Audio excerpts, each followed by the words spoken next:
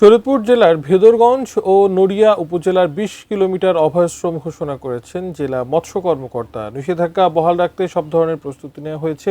শরীয়তপুর নড়িয়া উপজেলার পদ্মার পাড় থেকে বিস্তারিত জানাতে যুক্ত হচ্ছেন রোকনুজ্জামান পারভেজ। অভয়াশ্রম তো ঘোষণা করা হলো, কিন্তু যারা মৎস্যজীবী তারা এই সময়টাতে কি করবেন?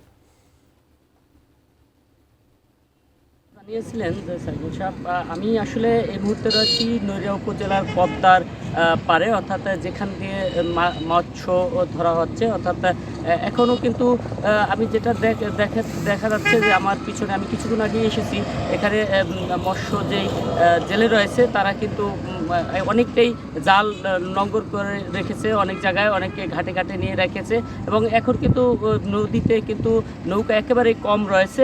এবং সেই ধরনের পরিস্থিতি ইতিমধ্যেই কিন্তু জেলা মৎস্য কর্মকর্তা বিভিন্নভাবে কর্মসূচি দিয়ে বিভিন্নভাবে তাকে উদ্বুদ্ধকরণ কর্মসূচি দিয়েছেন, এবং সেই উদ্বুদ্ধকরণ কর্মসূচিতে তাদেরকে সতর্কীকরণ করা হয়েছে এবং বিভিন্ন আর্থিক সহযোগিতাও দেওয়ার কথা জানিয়েছেন। অর্থাৎ আর্থিক সহযোগিতা বলতে আমি যেটা জানাবো যে শরীয়তপুরের ২০ কিলোমিটারে ১১,০০০ জেলে রয়েছে। এই ২০ অভয়াশ্রমের মধ্যে এই ১১,০০০ জেলেদের মাঝে কিন্তু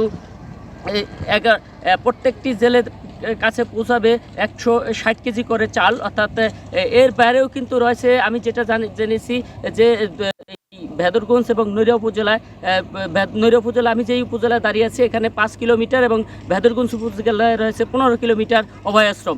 এই ১৫ কিলোমিটার, এই ২০ কিলোমিটারে কিন্তু অভয়াশ্রমে কোনো প্রকার জাল ফেলা বা কোনো জেলেকে মাছ ধরা সম্পূর্ণভাবে নিষেধ করা হয়েছে, এবং কোনো ধরনের মাছ ধরা যাবে না, এই ধরনের নিষিদ্ধ করা হয়েছে। এবং এই জন্য এই দুই উপজেলায় ২,০০০ জেলেকে আবার তারা খাদ্য সহায়তা দেওয়া হবে, এবং খাদ্য সহায়তা রয়েছে চাল এবং পাশাপাশি ডাল, চিনি এবং এইগুলি তার, এবং রুটিও এই পর্যায়ে দেওয়া হবে, অর্থাৎ আটা।